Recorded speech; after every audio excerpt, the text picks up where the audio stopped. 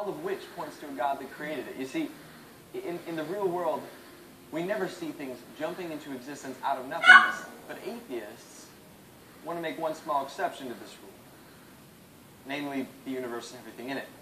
But in his book, The God Delusion, Richard Dawkins says that if you tell me God created the universe, then I have the right to ask you, who created God?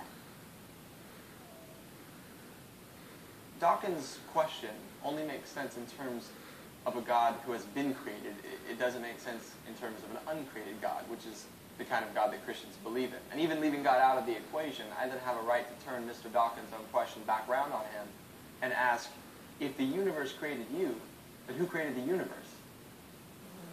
You see, both the theist and the atheist are both burdened with answering the same question of how did things start.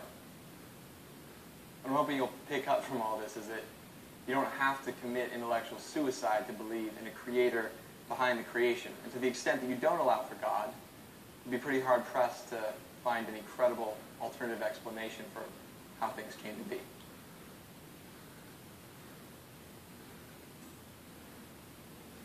Well, I imagine you're quite pleased with yourself.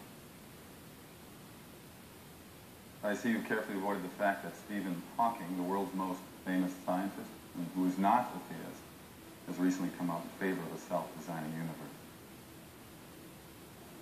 I hadn't avoided it, I just didn't... You just didn't know about it. All right.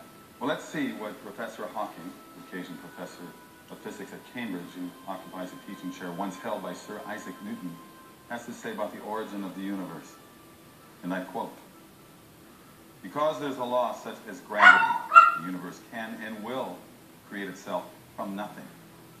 Spontaneous creation is the reason there is something instead of nothing. Why the universe exists, why we exist.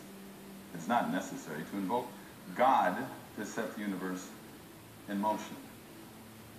End quote. You may have never come across as common, but this point remains. How do you answer?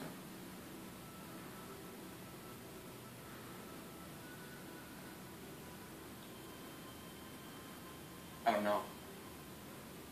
You don't know. I pricked the balloon of your entire argument with a single pen, and you don't know.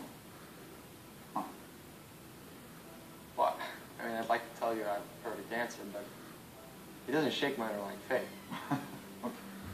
So the greatest scientific mind of all history says that God is not necessary, but the first semester freshman says, oh, yes, he is.